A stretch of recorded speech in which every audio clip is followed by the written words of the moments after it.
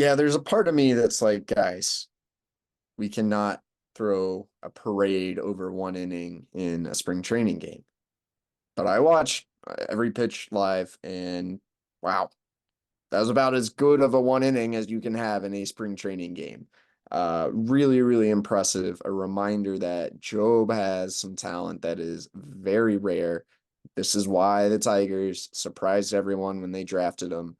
And he's only gotten better since then. He wasn't throwing 102 in high school. He was not dotting his changeup like this. The slider had some crazy spin, but he's definitely made that a more executable pitch in games. Makes you wonder, makes you think, should the Tigers waste bullets on this guy in the minor leagues? I'm not clamoring for Job to be on the opening day roster, but I think if Job comes out and performs well in games, he's probably going to start in double A. I don't think you can waste a lot of time if he actually executes pitches, if he's able to give you 5, 6, 7 innings and continue to execute at a high level throughout games. Like that's the thing I'm going to want to see from Job early on this year. If he's able to do that, man, I like what we saw was different, and I don't think you can waste those bullets in the minors for long. That's a good point. I mean, he pitched so well that immediately after the excitement was like the oh, hope he doesn't get hurt. Because There's that too. Is it that good for him to throw 102? It's a fair question. I don't know. I don't know. Far be it for me to be an expert on that. But, it's funny. We talk about like you got to find a spot for him, blah, blah, blah. Let's pretend that we're in a video game and and the injuries are turned off for a second, just for the sake of this discussion. It's already pretty crowded. It's already pretty This is crowded, Cody. true. And I'm here to say a little bit after 6 Eastern time on Sunday, March 17th, we still lack clarity on the on the two rotation spots with three guys in the for the Tigers, and that's of course Reese Olson, who he did give up the bomb today, but he 4Ks, 4 innings. That was it was a solo shot, it was a lone run. Manning continues to make us believe in promise, to his credit, and Mize looks good as well. So we keep saying it will work itself out, and I don't necessarily disagree with that general premise. The thing is, though, we're running out of time a little bit for it to work itself out, quote unquote. So I don't know. What do you think?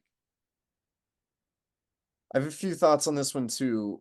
One, the one that's not fun, when I get that injury report in my email twice a week and I see one name on it, I'm like, this is almost kind of ominous. Like we're a little bit past the Ides of March here, but there's something a little ominous in the air when just no one is hurt in spring training because that doesn't happen. It almost like there's a weird analogy to like batting average on balls in play. Like if a guy keeps lining out, he's probably due to get a hit. And if all your players stay healthy, like someone's almost due to get injured because this is pro baseball. So even though we have only about a week left in camp, let's get to the finish line first. But let's play hypotheticals too. Let's say we get to the finish line and all six of your pitchers are healthy, and they've all six pitched well all camp, especially the three guys competing for spots: Casey Mize, Matt Manning, Reese Olson. What do you do?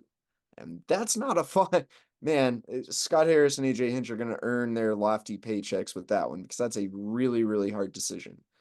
And I think if you're the guys making that decision, you really have to remove any biases from that conversation. I think you boil it down to a single question: who's going to give you the best chance to win a ball game? And ranking those three, that's tough. But if you remove the biases, I don't know. I don't know. I want to hear your ranking, Kieran. I think Reese Olson, if I really put it that way, I think I'm ranking him number one. There's a thought that he might be the one left off the roster. But this guy's had a 6 start stretch of more dominance than we've ever seen from Miser Manning. He's been pretty good this spring. Probably had like the worst first start, but has only made incremental progress since then. Has swing and miss stuff. He was really good, spotted the changeup, says he feels better with all three off speed. That's going to be the guy you leave off the roster. And then number two, kind of a crapshoot because both Mize and Manning can be really good. I think my thoughts on Matt Manning are pretty well known, but he's been too good this spring to ignore. Casey Mize also done some nice things this spring, but if you really think about it, he may be actually the one who has the most to prove just because he hasn't pitched in a long time.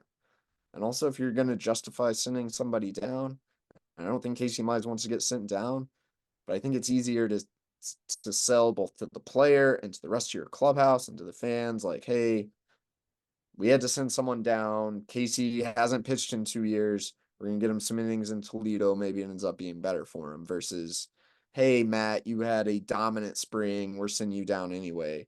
Versus Reese Olson, hey, you were dominant your final 6 starts of last year. You've done nothing but continue to check the right boxes. We're sending you down anyway. The more I think about it, I wonder if the right thing to do is send Casey Mize to Toledo, which is a big, hard decision to make. But I'm starting to think it's the one that makes sense.